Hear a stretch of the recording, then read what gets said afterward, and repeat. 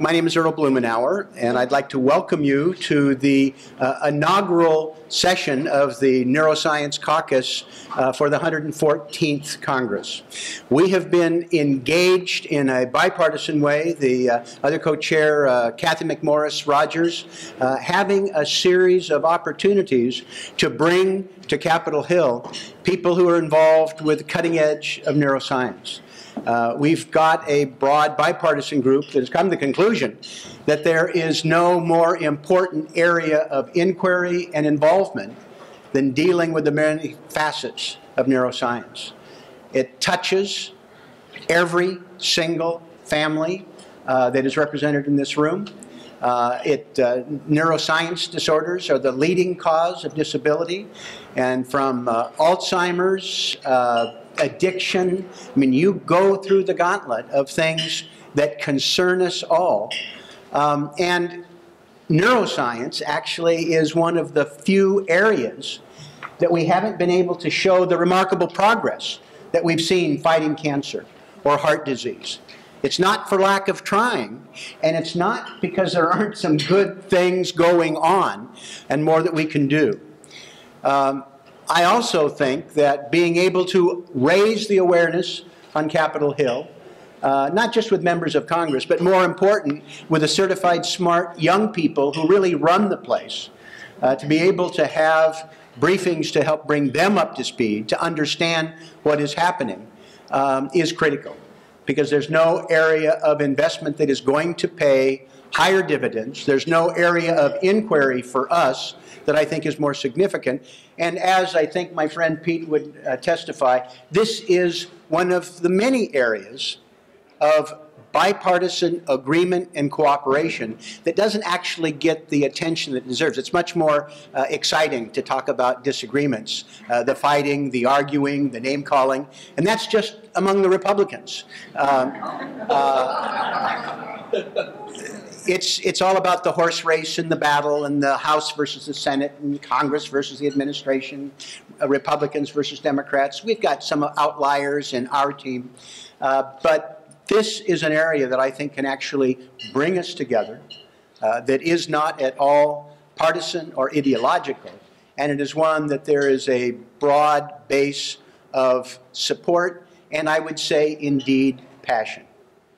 And that's, I think, why I would turn to my friend Pete Sessions, who is, in fact, passionate about this subject. We've had many productive conversations. I deeply admire and appreciate the work that he has done to be able to advance these interests. And he helped spark today's terrific panel. And so it's my honor to introduce the chair of the House Rules Committee, my friend and colleague from Texas, Pete Sessions.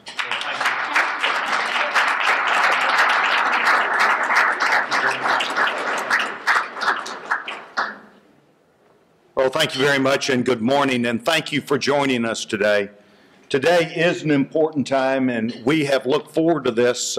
We see each other. Do you ride in every day? Every day.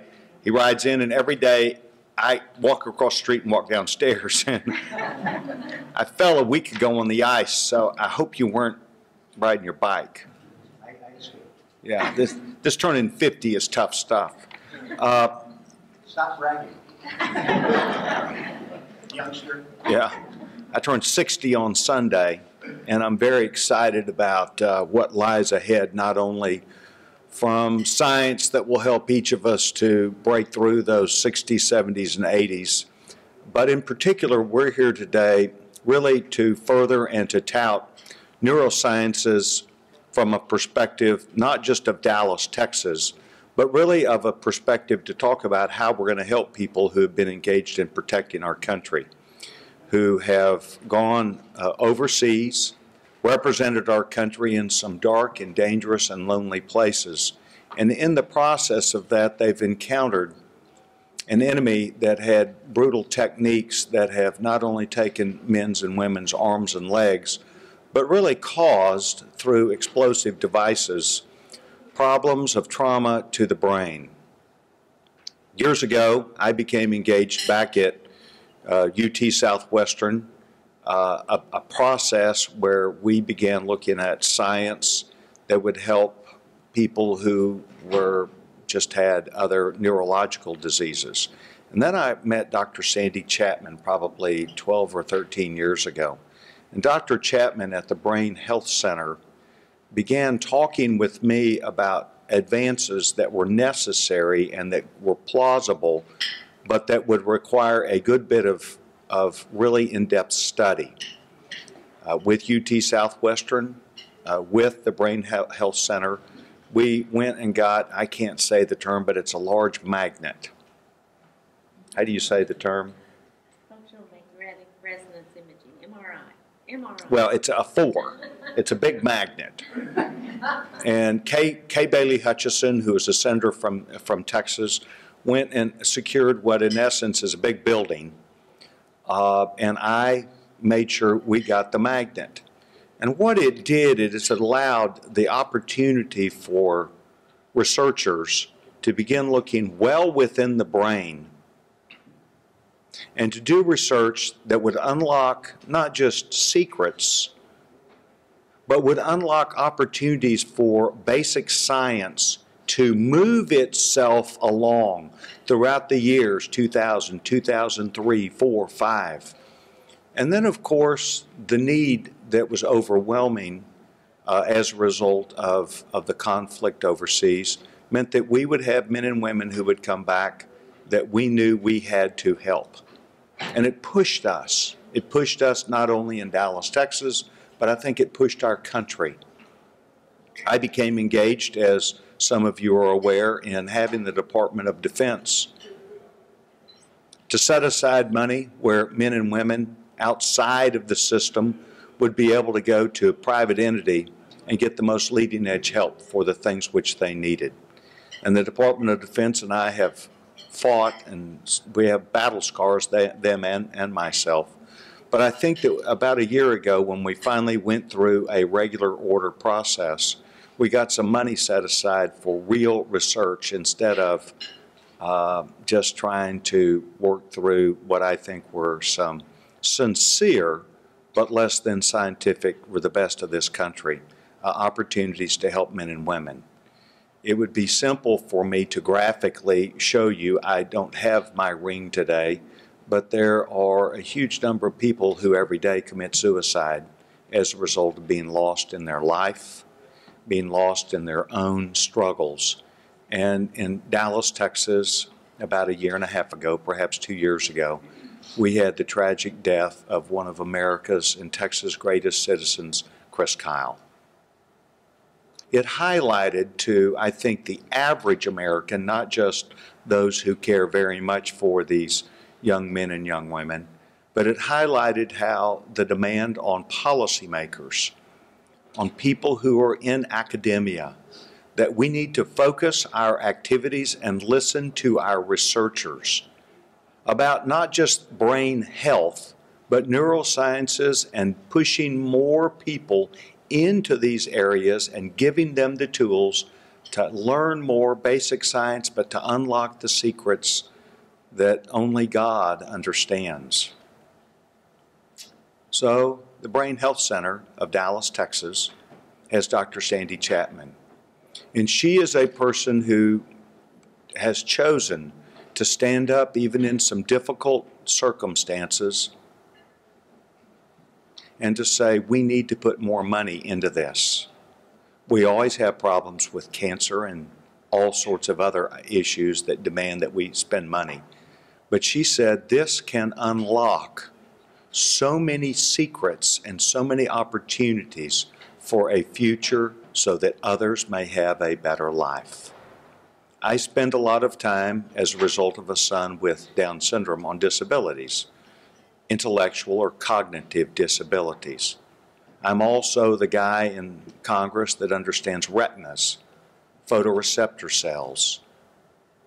Lots of people understand the terms better than I, but they really boil down to your pixels that you have that give you sight.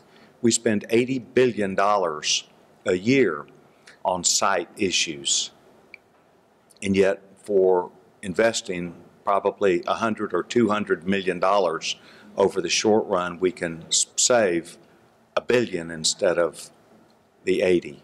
But if we save money because we save people's sight, it helps people out, and we may never save all the money, but we can help people along the way and learn. So today, I'd like to introduce two very special people. One person is a young man, and you will see him as he is here. He is a retired Navy SEAL. I don't know if that's the correct term or not, but he is a young man who served as a Navy SEAL. And perhaps that's a term that we have come to understand, not only with sacrifice and bravery, but the kind of intensity that a young man would have to give themselves not only for the team, but for the betterment of our country. And Lieutenant Morgan Luttrell is here, and he is enrolled, which I did know, but I'm going to try and get this out if I can. And you're Marcus's little brother? No, I'm the older brother. You're Marcus's older brother. In the old days, I'd have been king. In the old days, that's right. And that's a way to say it. When you're a Texan, we know the difference. But Morgan is a guy who has a pretty famous little brother.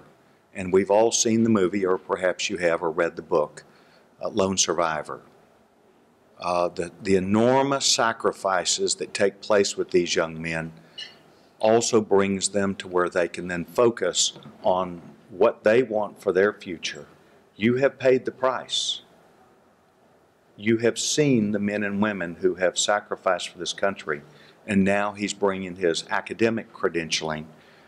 Morgan is enrolled at UT Dallas, which is in Richardson, Texas, part of the Congressional District, which I'm honored to represent, to pursue an advanced degree in applied cognitive neuroscience. That speaks volumes.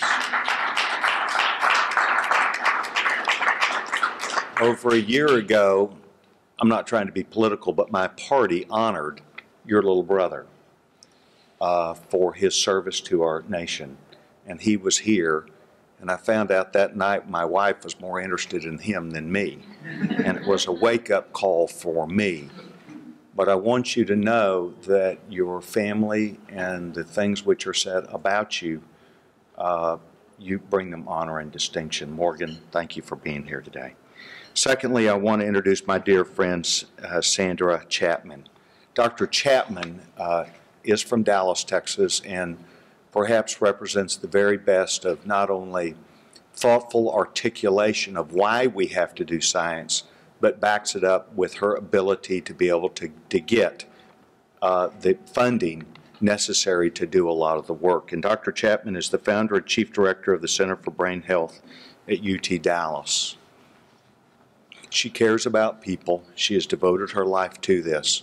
And it's a great pleasure today that I introduce both of these young people with the chance to share from you a story that needs to be understood, a story that needs to be told, but a story that is simply in the beginning, and we'd like for you to know more about it. Dr. Chapman? Thank you.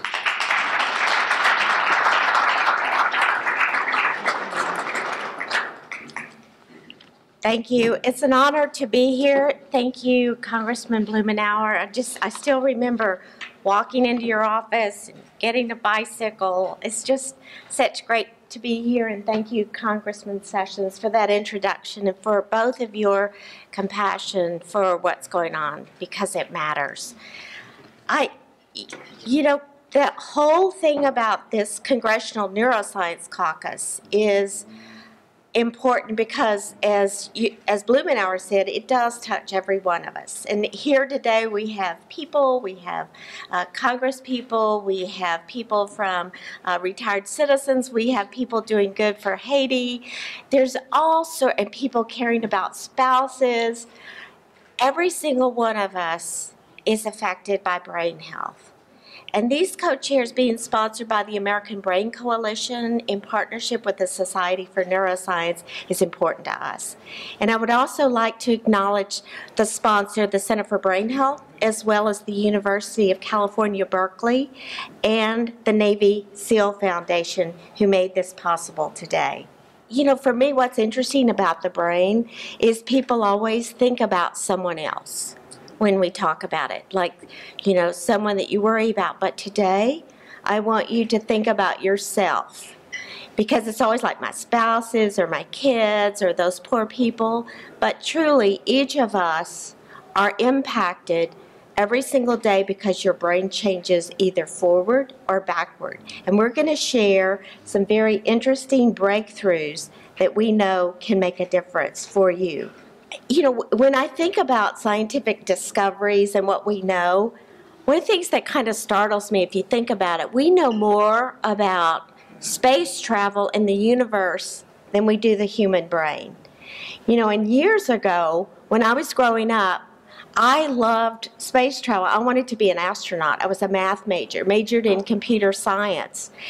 And if you think about what all the great minds achieved almost 5 decades ago by coming together, it's staggeringly exciting. So now we use the metaphor of the moonshot.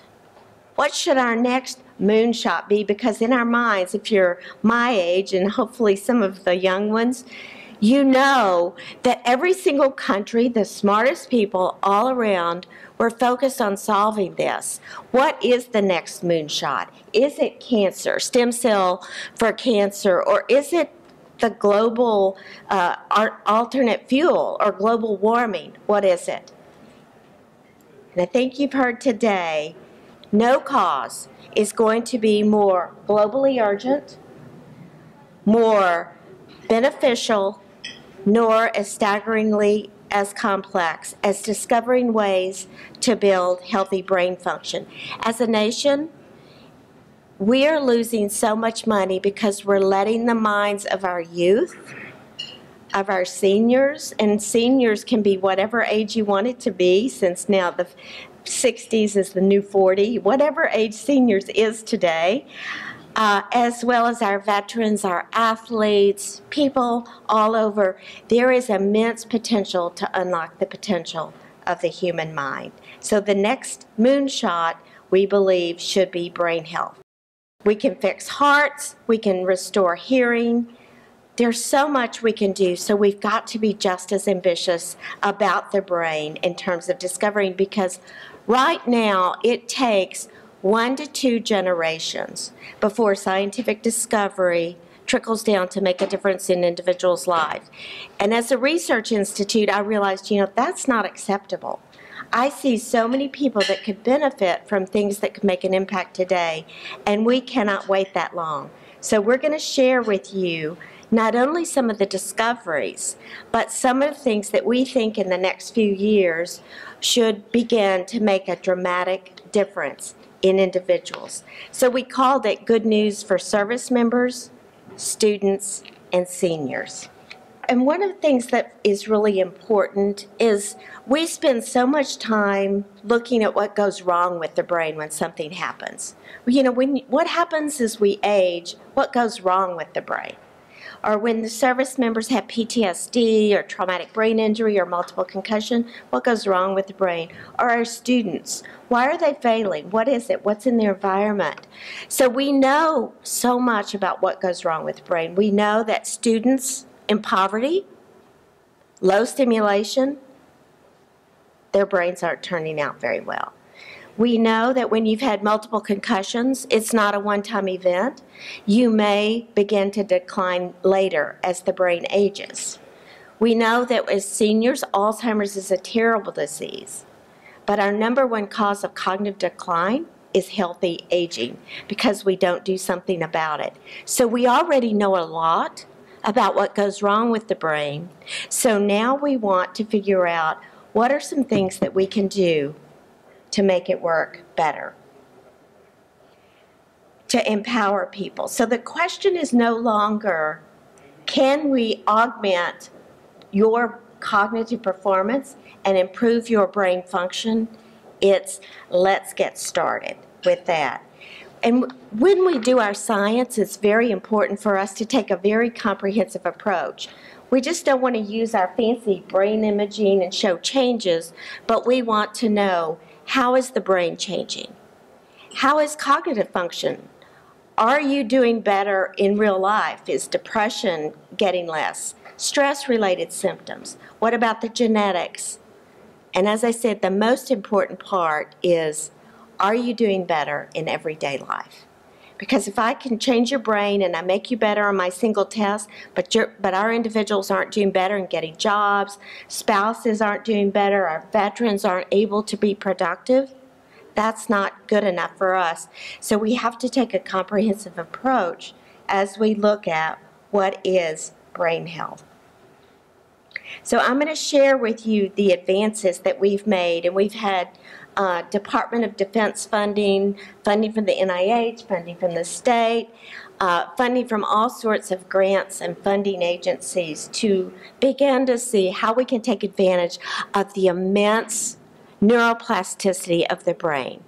To realize that your brain changes how you use it in good ways or bad ways every single day should empower you to think about, I wonder what that is. So first I'm going to share what about service members, our military.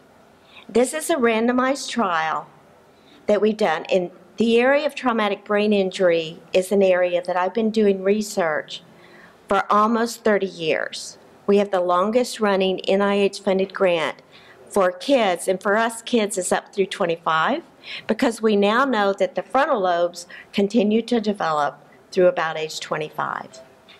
We were the first to document almost 12 to 15 years ago that if a child has a brain injury and we look at them later, there may be later emerging deficits, that something can happen. So there's sometimes a cumulative effect. Right now, we continue to treat traumatic brain injury as an acute disease. There's this short window of time, and then it's fixed. We now know that's not true. That we can do something to follow them, monitor them, much like we do cancer, to make sure later emerging deficits do not happen. So what you've got up here is a slide of a study that's just been accepted. It was funded by the Department of Defense. We recruited 100 people, service members that have had a brain injury. They were randomized into what we call our SMART training, which is where we teach people how to do higher order thinking, innovation, figure out how is it that the brain can best be suited to take on the challenges that our everyday life does. The control group was involved in an active group in terms of learning about the brain. What is the impact of diet and sleep and depression and getting along? So both of them were very active trials.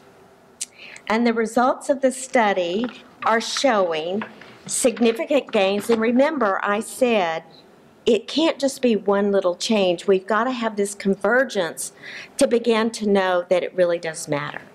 And so what we found was cognitive abilities in executive function, complex reasoning, concept formation got better significantly. 23 to 38%. Memory got better.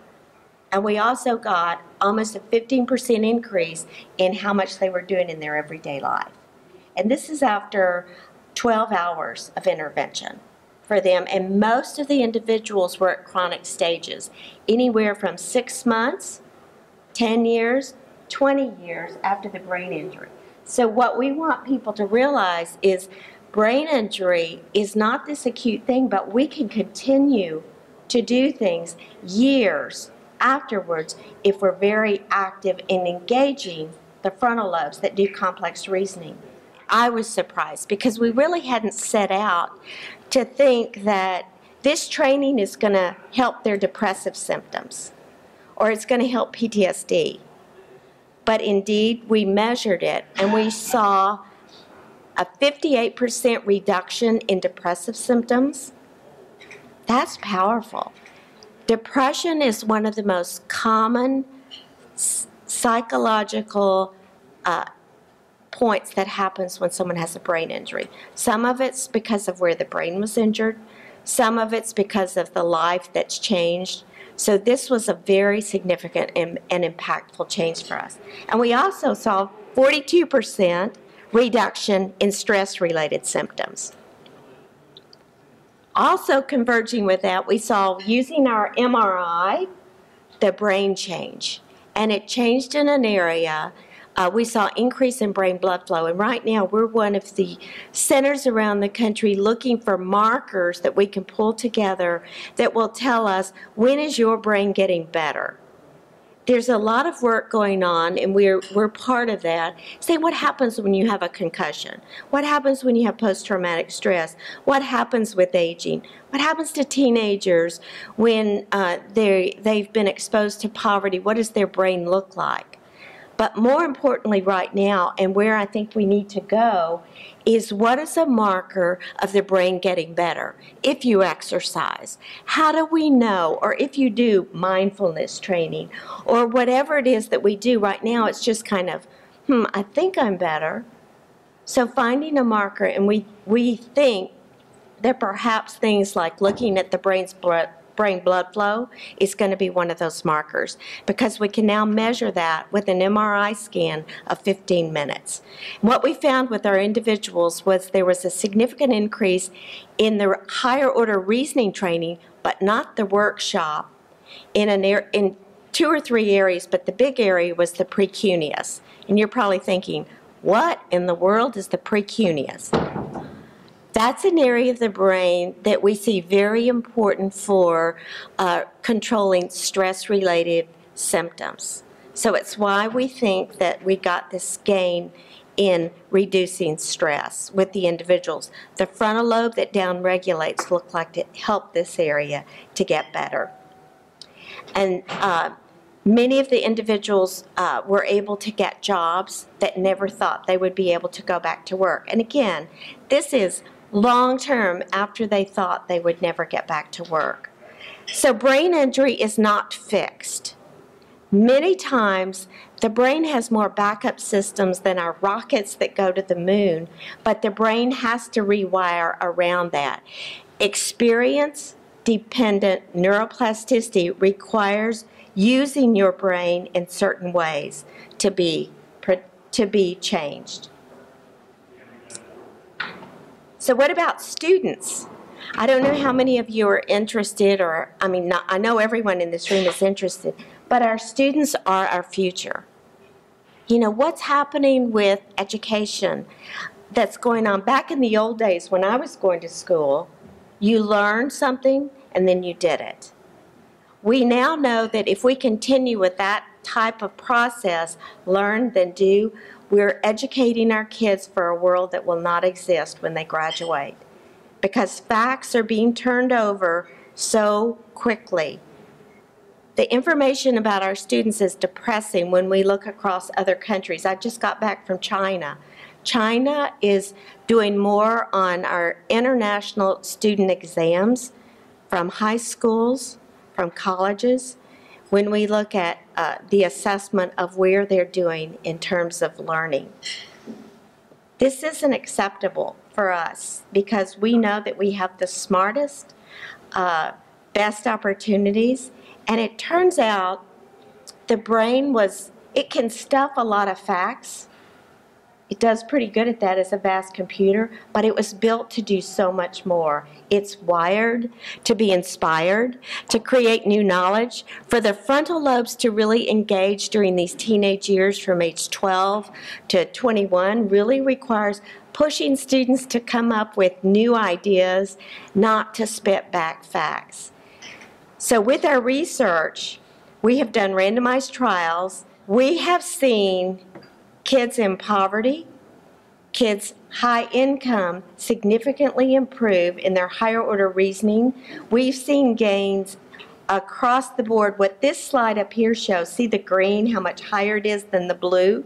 These are the areas we look at: reading, math, science, and social studies. The blue were the kids who did not have our reasoning training. The green is the ones that had it. These are the statewide test scores, so they're not our measures. They're not our assessment. We looked sometime afterwards. Kids in poverty were able to double their scores at a commended level of performance after learning how to do advanced reasoning, think more abstractly, not spit back facts. This is exciting. Teachers now, we're training teachers, and they see kids that wouldn't say a thing because it was always, what's the answer? What's the answer? And it was creating a lot of anxiety. And we began to show, no, you create new ideas, and the kids will get inspired.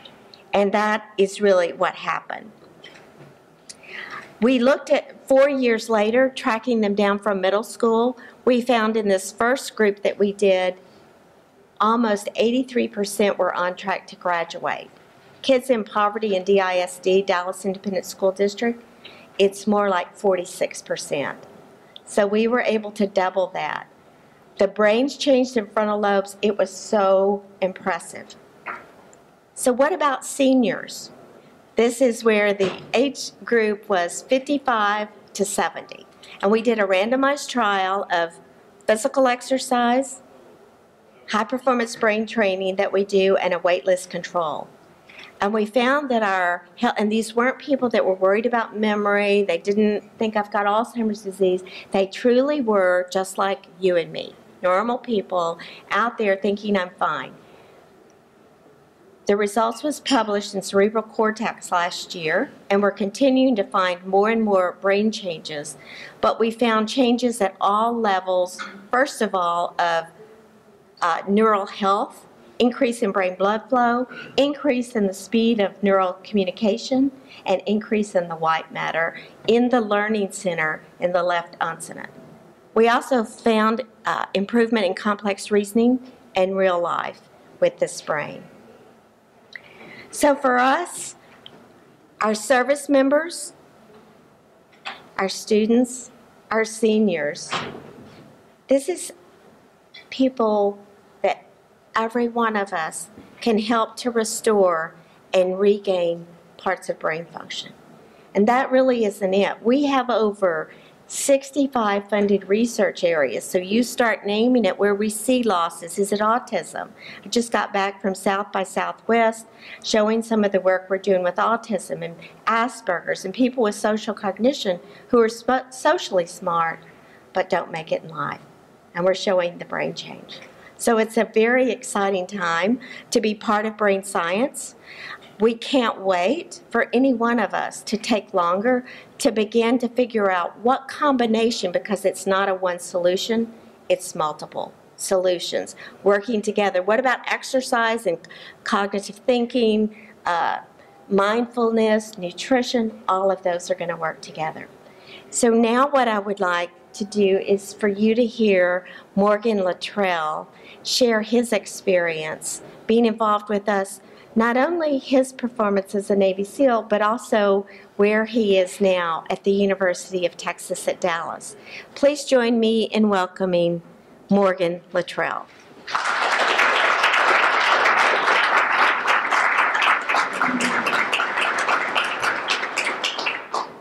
Can everyone hear me? Yes. Fine. I limit myself to a podium because I like to walk around. The first time that I ever spoke with Dr. Chapman, I warned her, I was like, hey, look, I'm not very refined. It can get scary. I might jump up on the table and get everybody excited because when I see someone yawning, oh, wait.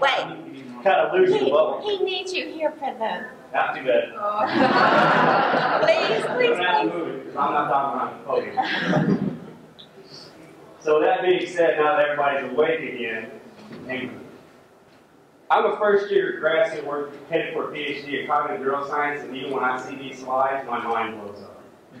So unless someone is actually involved in the studies of neuroscience, I can only imagine when you're looking at that slide, you're like, I have no idea what's going on, and you kind of get lost in translation. That's okay, because I'm going to break it down to the deck plate level. So basically, when my first semester, I was like, Doc, I need you to put that in crayon. Okay, and I'm not trying to insult anybody's intelligence in here. I'm just saying I'm going to do that for you so you absolutely understand where I'm coming from, okay? And one thing I was taught when I was a young SEAL is like, be brief, be brilliant, and be gone. And that's what I'm going to do for you here today. I'm going to try. So if I see that I'm losing everyone, I'm just going to stop and I'm going to walk out because I don't want you guys to hurt my feelings and I don't want to hurt anybody else's feelings, okay? So I'm going to ask you one question to begin this whole little rant that I'm about to go on. So ask yourself this question. When you wake up in the morning, just like every other red-blooded American, what do you do? Especially here in D.C. and all you staffers and congressmen and everybody that works on this hill. I know for a fact that you wake up, turn on the TV, you check your cell phone, you turn on your computer, you talk to your spouse, you talk to your kids. When you're watching the news, there's a ticker tape going on the bottom of the screen telling you what's going on. There's someone talking to you on the screen, and then there's a little another video on top of that screen telling you something else. On top of your phone's ringing, you're talking on the phone, you're on your computer, and your spouse is telling you something that you absolutely don't want to hear, okay? Guess what? That causes your day to immediately go into cognitive overload. Your brain is systematically wired to take on one task at a time, not a bunch of tasks at one time. So everyone out there that thinks you can multitask, I hate to break the news to you, multitasking is impossible. You can multi-shift very quickly. Okay, and everyone in this room is gifted at just that. I have no doubt whatsoever, otherwise you wouldn't be here. Someone that does not have a head injury can multi-shift very well. You can take on and retain information that you need to know very well. However, if you add a head injury into that equation, it becomes more difficult. Ask yourself this question. During the day, do I get a headache? During the day, do I get tired? During the day, do I forget certain things that I'm supposed to do? Or does conversations get lost on me? That is your brain telling you that you are experiencing cognitive overload and you need to take a break. Now, I visited the University of Texas at Dallas Center for BrainHealth because I was having those issues. And I'll get into how I got those issues later. It's important to know that I am a perfectly functioning human being. There is absolutely nothing wrong with me right now. I am a grad student in one of the hardest programs, self-proclaimed, hardest programs in the world. I can't imagine any other program that you get into where we just don't have answers to anything, they're trying to figure it out. How can a 3-pound gelatinous substance between your 2 ears contemplate thought, contemplate contemplation thought, put a man on the moon? We just don't know. So why am I in there? I'll tell you why. I've been in 4 helicopter crashes.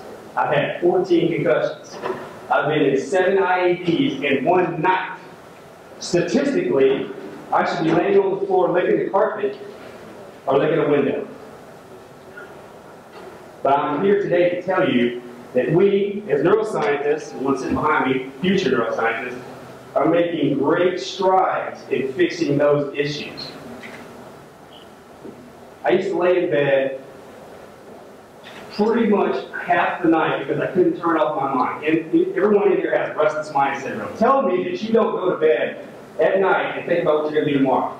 Raise your hand if you do. Right. You're thinking about what happened the day before, you're thinking about what happened today, and you're thinking about what happened tomorrow.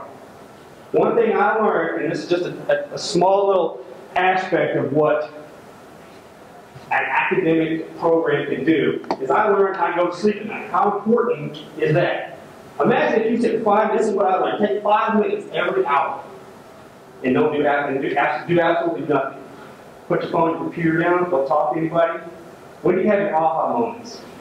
When you're in the bathroom, when you're in the shower, when you're laying in bed at night. And your brain gets slowed down. And then you have the aha moment. If you take those aha moments, if you take the time to let your brain relax, you'll sleep at night. How important is that to everyone in this room?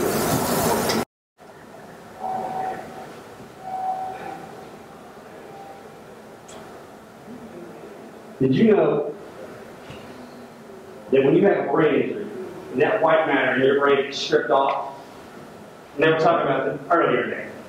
When you lose the white matter in your brain, that particular part of your brain doesn't function anymore. Today, advancements show that we have a little magnet called transcranial magnetic stimulation. You put a little magnet right here in your little brain, if you have an injury right there, and we'll reroute that circuit.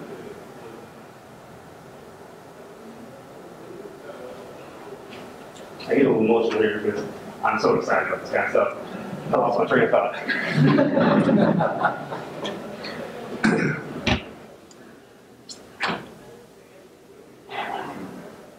I apologize. I got excited, but the training? Huh? No, go ahead. Yeah. Again, ladies and gentlemen, I apologize. I'm just here today to say that the advances in neuroscience are up and coming, and we're doing great things. And I apologize, and that's a lot said. I would love to engage some questions that you may have for us to think about that this is triggered in your minds. Yes. Hi, Latasha Lee. I'm a neuroscientist as well, doing a 2-year fellowship on the Hill. And you just passed a slide that I definitely think people should talk about. That's the Human Connectome Project, as well as the President's Brain Initiative. So that's what he's going to talk about. Oh, yeah. These are his slides.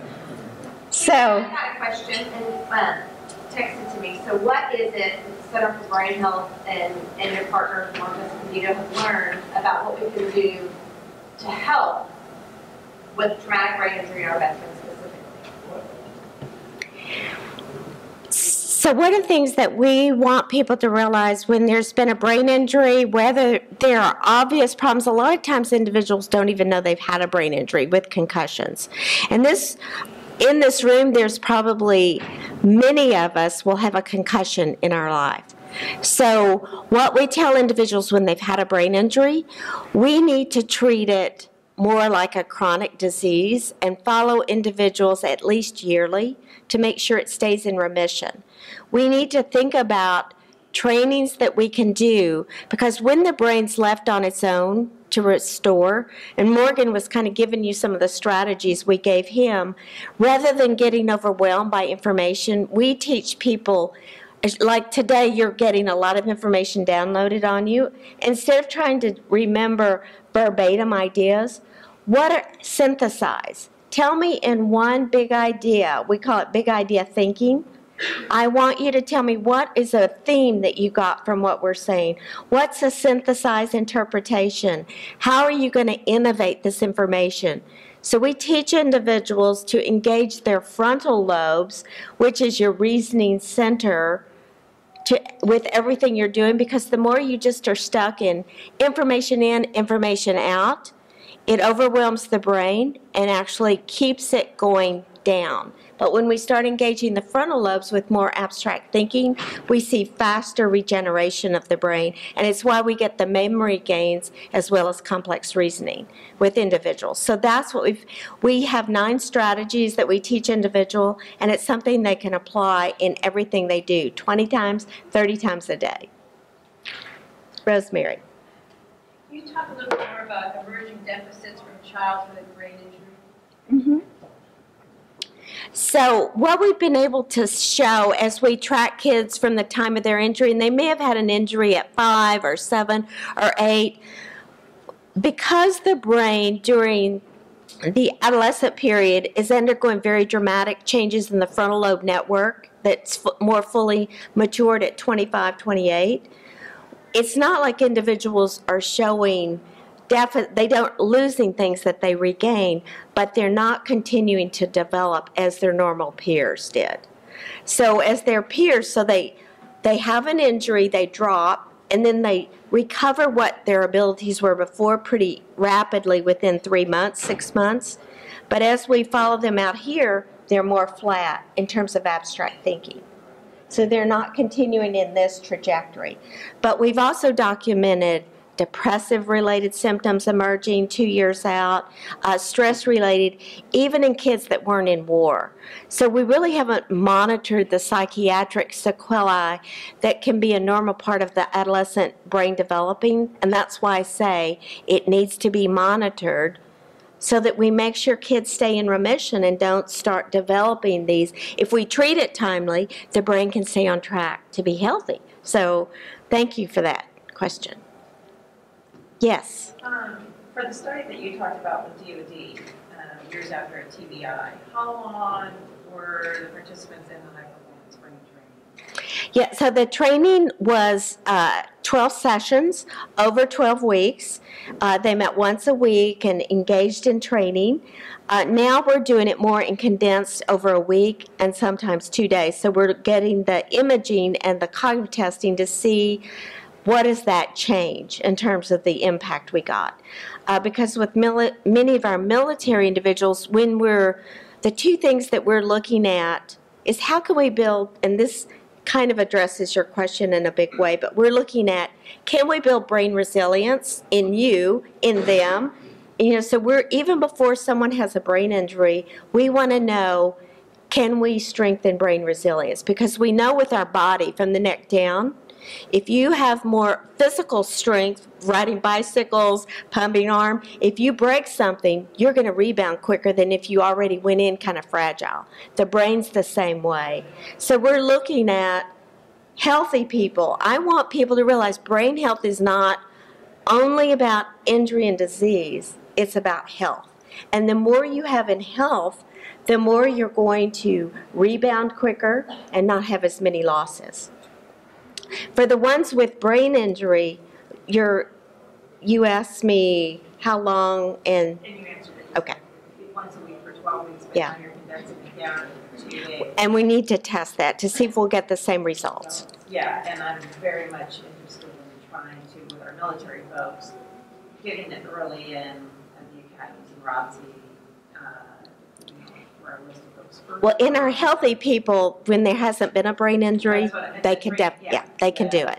Yeah, right. we teach 9 hours. It's 9 strategies, 10 hours. And then we monitor them to make sure they're using the strategies, because it's not, you do this and you're fixed. You do this, just like Morgan was telling you what he learned, those were strategies we taught him.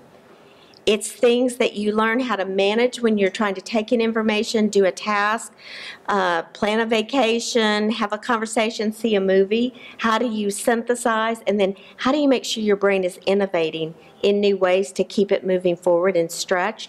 And we figure out how many different ways they can use that throughout their day. And that's why we get such lasting results. We follow people for up to 2 years. And with the adopters, continue to get the brain better and make more gains. So how long, what would you mean, proactive? Proactive. Yes. Yes. So switching lanes now, trying to be. Back to proactive resilience. Before, right. Before, how long or what do you see as a good solution, or not a solution, but a good treatment or training to put in early on before they deploy?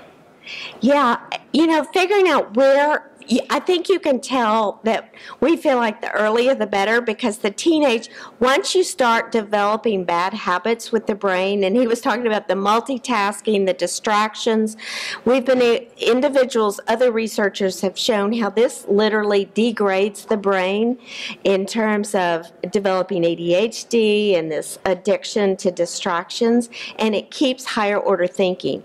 You cannot do two things simultaneously and think deeply. It stays at a very superficial level. So the earlier we start, the stronger the brain's going to become, especially in these early 20s. So early is good, but not early like 3, because reasoning is more in the early adolescence. Yes. So I'm not a neuroscientist, so I go back to Morgan's crayon thing. Could you just give 1 or 2 examples of smart training, kind of a practical thing? I'm trying to understand the type of training relative to just a velocity type thing. What exactly are examples of the type of training? Yeah, so it's actually the opposite of lumosity. So lumosity teaches you to get better at very specific processes, like your concentration, visual, spatial processing.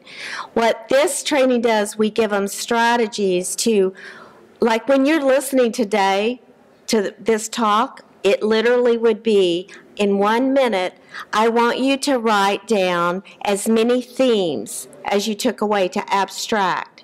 What we've shown that engages the frontal lobe, and we've shown with active fMRI studies that engages the frontal lobe better. It makes the memories longer lasting, because when you do synthesized interpretations, or take a movie that you saw, one of your favorite movies, maybe it's Lone Survivor.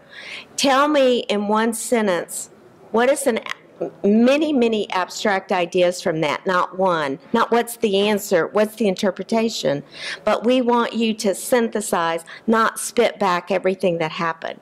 So we teach people, when you lead a meeting, start with the most powerful statement you can at a big idea, transform thinking first, because the details bogs the brain down. And by doing this more top-down thinking first, we've actually shown that speed of processing, memory gets better. So it's not like those processes don't matter, but when you start there, it doesn't make your higher order reasoning good. And you've only got so much cognitive resources, and they trade off. Yes, Anne. Yes, I'm not a neuroscientist either. And I'm very interested in the content of this training. Is it generic so that in the 3 RCTs that you discussed with the brain injury people and the seniors and so forth, is the content that you're teaching the same in each of those? Yeah, and it's not, we do have content, it's very different because it's got to be relevant. So the content is not as much as the strategies. And the strategies are similar. The youth, I mean, when we're doing our teenage reasoning program, we don't say, block out information, but we say bounce it. They love, if you ask a teenager, read this history text and tell me what's important, and you look at their page, what do? They underline everything. So we do the opposite. We say, look at this page, and we want you to mark out everything that's not important.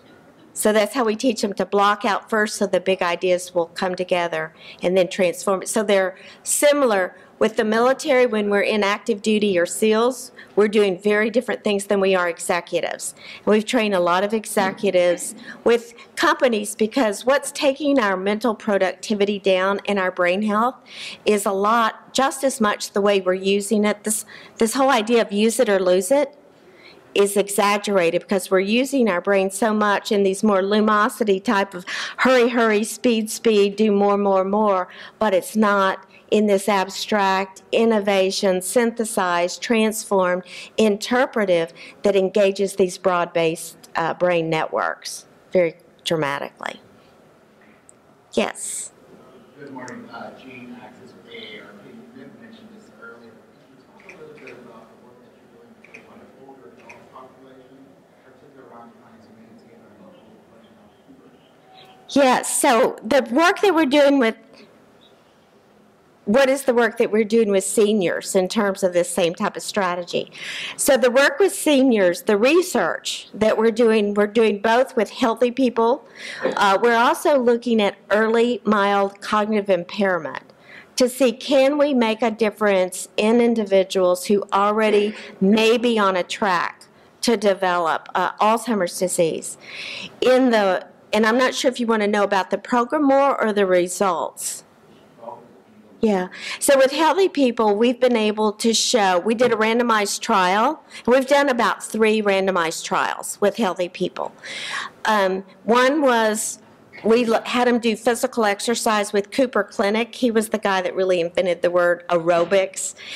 So they did their physical exercise, we did the brain training, and then we had a waitlist control group. And what we found was, with this training, and we trained them about 12 hours once a week over 12 weeks.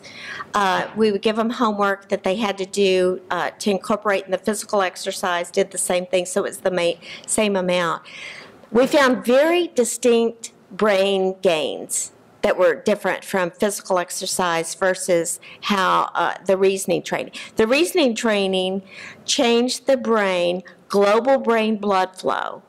And this, I keep saying this because we now can do MRI scans and do an arterial spin labeling and measure that. When your neuron is healthy, it needs brain blood flow. We start losing about 1% to 2% of our brain blood flow every decade starting in our 20s. We were able to get individuals almost 8 to 11% back brain blood flow in their whole brain after this training, not for physical exercise, and nothing changed for the weightless control. We also got brain blood flow increases in this frontal lobe network that we're talking about, the central executive, as well as the default mode network.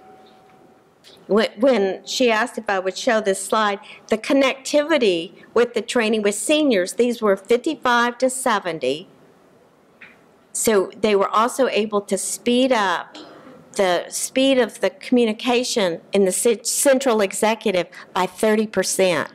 So, you know, as we age, the speed of our networks slows down. And we were able to speed it up by 30%, which was very dramatic.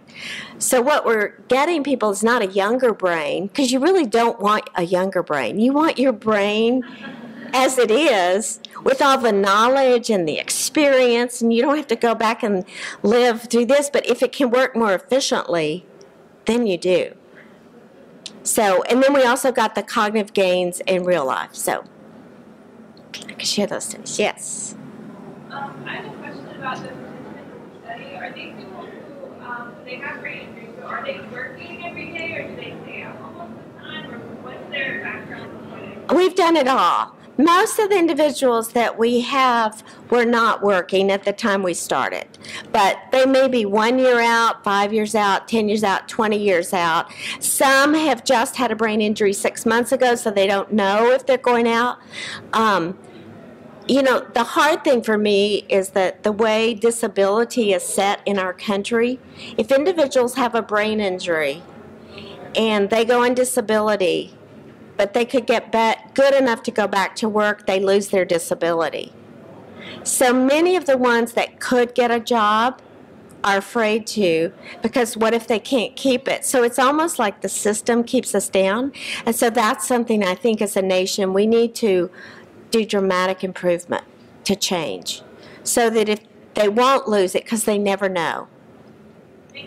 Mm-hmm. First off, thanks for all the work that you guys are doing. This is a very important issue that I really personally care about. But I wonder, and I don't know how much money universities such as yours receive, like 6.1 basic research out of the defense budget, but do you guys have any concerns with if we start to defund or scale back 6.1 basic research going to universities that are studying things like this? Do you guys have any worries that you're going to feel the effects, or some of your progress that you've made so far is going to slow down or be halted? You know, I think the reason we say moonshot is you think about how much money it's going to take, because this is the most complex thing yes. The answer is yes. We need money. Research, but people always say, you know, can you research this? I think I have something that'll work and see if it helps brain health. I'm like, do you have $1 million? We can do a small scale study, small, for $1 million. It takes about $4 million to do at least, you know, our DOD grant, the one on TBI, is almost $4 million. 100 people, when you do the training, add the imaging, the PTSD study that Dr. John Hart, DOD funded, is about the same amount. Randomized trials are expensive. And yes, it will hurt us. We need to continue and to build. I think what's exciting, and if Mark were here to present his, as we get our imaging analytics for our brain health marker, I think we'll be able to reduce the number of people we have to enroll in these comprehensive trials, and we can get it out to the public more quickly. But it's going to take a lot of money. And I think it's, if you think about how startling it is, because your brain health matters. If your peak brain years is 40, that means we're living half of our life with our brain in a state of decline. The brain blood flow is declining, the connectivity is declining, the structural integrity is declining, cognitive function, speed of, there's study after study shows that, except for the people in this room. We're all safe. But we have to really embrace what are we doing for our brain? We have for the body. What can we do to do? But we haven't for the brain, and it's costing us, and it's going to cost us a lot more. So yes. that's going to be a concern. Rosemary. So what would you recommend for reading in sort of a universal language? Oh, is he here? You can see. So, what would you recommend for reading in sort of plain language, something that's universally understandable on this topic? Because it's fascinating. So. You know, there's really a lot of good things out there. I don't want to plug my book, but Make Your Brain Smarter. You know, we talk about that. It gives the 9 strategies, and it talks about people across the decades, what they can do, and it's based on the science. But it's a lay book. There's a lot of information out there. What we're trying to do, we talk about stigma of PTSD for our warriors and the families. Every single person here has a stigma about their brain. If I said I'm going to give you a brain health physical in 1 hour, you would say, yeah, I'll do it, but when it came time, you'd say, no, I'm afraid. Because we didn't know you could do something about it. Does that mean I have to shut up? So we're trying to take the stigma, and that's why the science hasn't really gotten to the average person, because they didn't realize they could do something about it. So we also have a website that you can sign up for, BrainHealthDaily.com. It's not our website. We put it out, but it aggregates information from around the world, the most exciting discoveries on promoting brain health. BrainHealthDaily.com is a source of research articles coming out all the time. So Dr. Mark Desposito, do you want a minute? Can I introduce you? Do you want to? Yeah. Yes. Let me just be introducing him. Give him some water. This is I love his Herculean effort. He couldn't come in last night because he coaches his son's baseball team. And he's trying to set a record for not missing coaching a team. Isn't that, for a world-renowned neuroscientist that's invited to speak all around the world, and he has his priorities straight? That's pretty amazing. Although he's late for us. But I met Mark, I don't know, Mark, how long ago it was now? A long time, 10 years ago, 12 years ago. I started trying to recruit him to try to get him to come. He had just moved to Berkeley about 2 years before. He had been at Penn. He's the editor of the Journal Cognitive Neuroscience. I had read everything he read. You know, we were sucking up every word. And, you know, he kept saying, Sandy, this is the best recruitment. But he said, I just can't leave Berkeley. Have you been out here? And I said, oh, Berkeley, that's all those. No, you got to come here. And he said, I'm not going to say no to you, because the recruitment process, because we would have him at people's homes and he would meet these famous people, and he's like, this is too much fun, but I'm not coming to Dallas. But he has become a very strong partner. He helped us recruit many of our faculty members, Dr. John Hart, Dr. Dan Krozek, because he has written over 300 research articles, and I don't know, I think he writes 50 a year, 6 books. If you see anyone that's graduated from cognitive neuroscience, they want to be in his lab. And he is the most humble, easy to approach, innovative. He's also a doctor at the VA. We now jointly do a symposium, Reprogramming the Brain to Health, that's either at BrainHealth one year and at Berkeley the next, and it's at Berkeley next week. But with that, I would like to welcome Dr. Mark Desposito. And I wanted to walk you through just a little tour, quick tour of some of the directions I think we're taking in terms of how we develop interventions to try and promote brain health and help the unhealthy brain. So if we think about the brain here, there's 10 billion brain cells, and we call those neurons. And each of those neurons are connected to at least 1,000 other neurons. So if you do the math, there's probably 100 trillion connections in the brain. And if you take all the devices like iPhones and iPads and computers that are connected, to the internet, that's probably only about 10 billion. So in your head, there's much more connectivity than the entire World Wide Web. And it's really that connectivity that neuroscientists are excited about. Neuroscientists really are convinced that the secret to understanding the brain is going to be understanding its connections. Unfortunately, until recently, we really didn't have any way in humans to map out connections in the brain. But now that we have very new brain imaging methods like magnetic resonance imaging, we're beginning to be able to do such things. This is a picture here, which is not an artist's rendition of the connections of the brain. This is actually data from an individual that was only in an MRI scanner for about 20 minutes. We're able to produce a picture like this, which is able to show the different tracks that connect the different brain regions. It's colored here in red and blue and yellow for the many different tracks there are. This is just a subset of some of the tracks. So we get this beautiful picture of how different regions are talking to each other. And when this kind of data started to come in and we started to see how the brain was connected, it became clear that the brain is a very complicated network. It's a very complex network, just like the World Wide Web. And this term, the human connectome, down here on the left, was coined about 10 years ago. It's meant to be all of the connections of the brain. If we could map out all the connections of the brain, we would call that the human connectome. Olaf Sporn's about 10 years ago, he's at Indiana University, sort of thought of this word. He punched into Google to see if someone had taken it or what it meant. All he found was this social dating site, Connect to Me.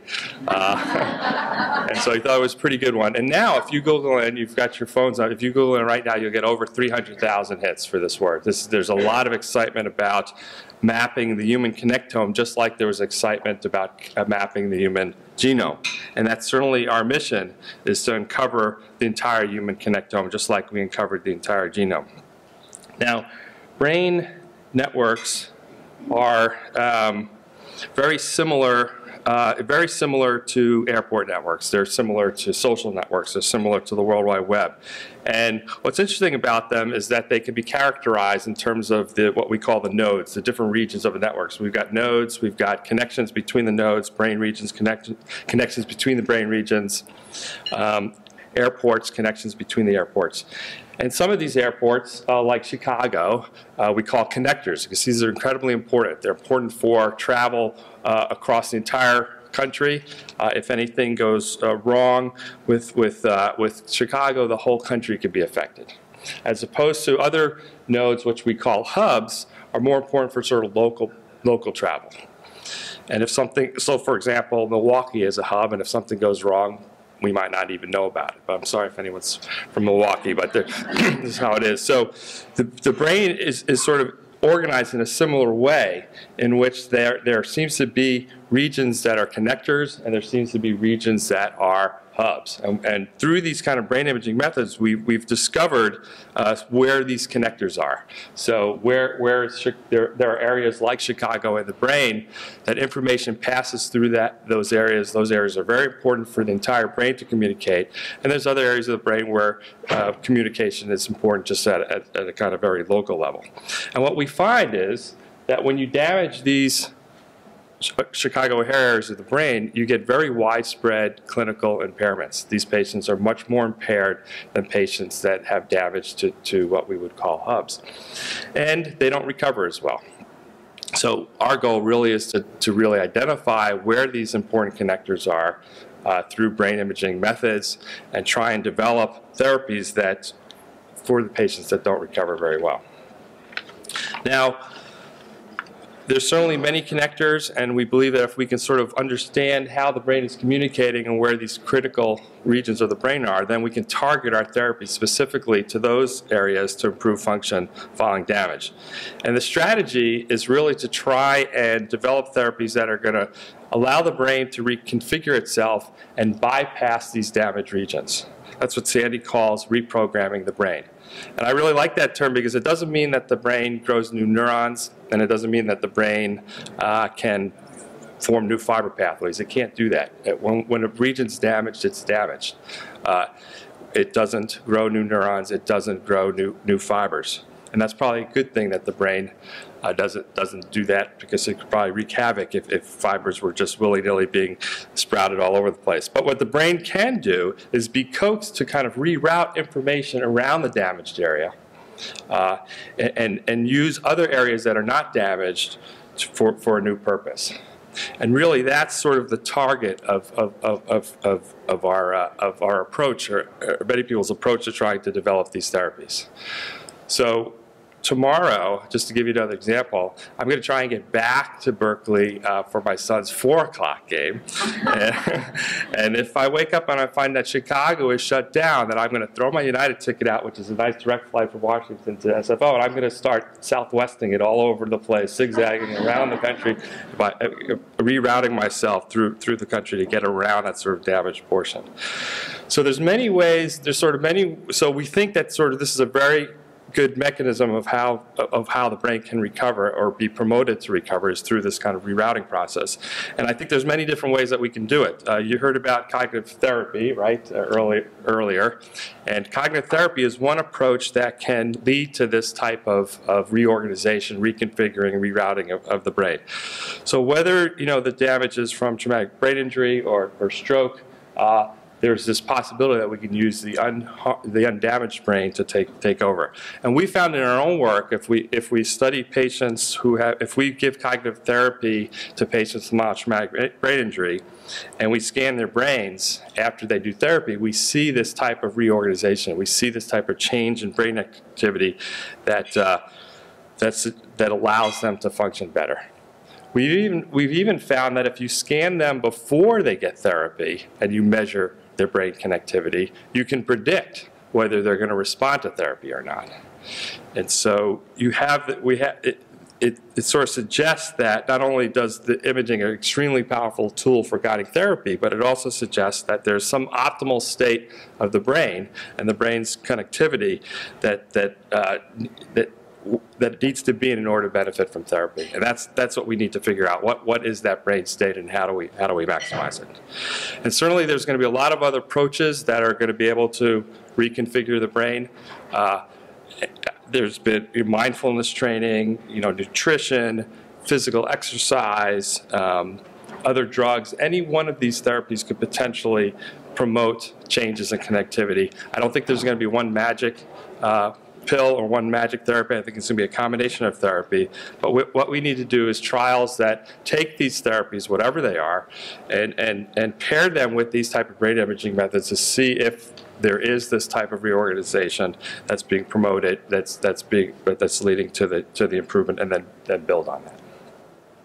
So I know we're sort of out of time, so I want to leave some time for questions and just conclude. So I think really the message, what I'm trying to say is that the more we know about the normal brain, and most of my research is actually with healthy individuals trying to understand the normal brain, is the more we'll know about how to take care of the damaged brain. Certainly there are millions of individuals with a wide range of neurological and psychiatric disorders that will benefit from the kind of therapies that we could develop to help them. Questions?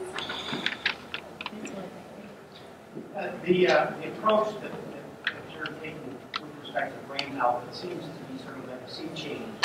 Prior, a long time ago, we looked at just brain injuries, static events. But what changed, what precipitated the thinking that now sort of has a proactive approach to brain health? Well, I guess in my opinion, I think a lot of it had to do with when we saw how the normal brain, how plastic the normal brain was.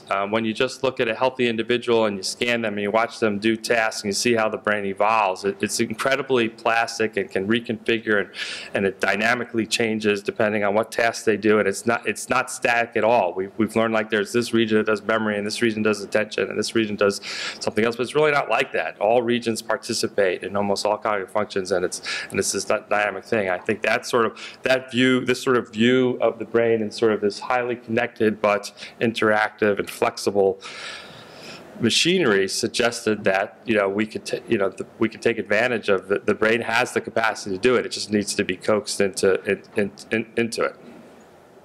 Yeah. Any other? Where did our neuroscience person go? I was going to ask. question. Okay. Let me just, just in close, yeah. So I know you can come up afterwards. Thank you all for coming. Thank you, Congressman Blumenauer and Kathy McMorris Rogers, for all of their work to make this important. I think you can see, and I loved your question, that we're aiming high. We're building global partners, and we are going to tackle this issue of brain health for every single one of us. Thank you all so much.